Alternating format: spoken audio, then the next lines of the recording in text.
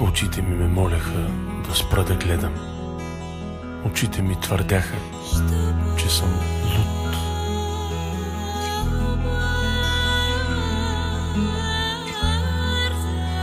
Луд, за да ги карам да се взират и да те търсят там.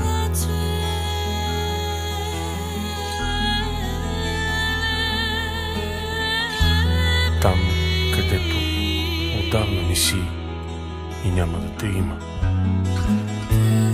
Очите ми казваха, че са те виждали и друг път, че те познават много преди мен и знаят как бързо се променяш и изчезваш.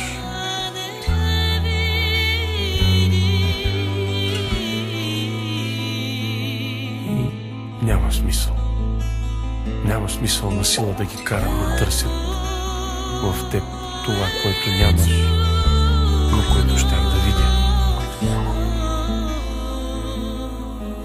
Не ги послушах и ги държах отворени. Когато ги затворих, беше късно.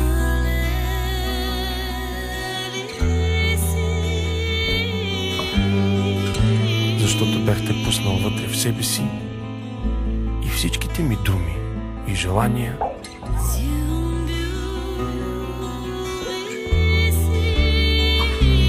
бяха приели формата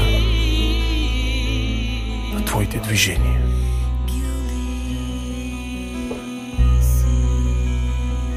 Сега, докато те изтръгвам от сърцето си мисля, не е ли смешно това, че докато гледах с отворени очи, не забелязвах нищо и трябваше да ги затворя, за да видя. Очите ми ме молеха да спра да гледам.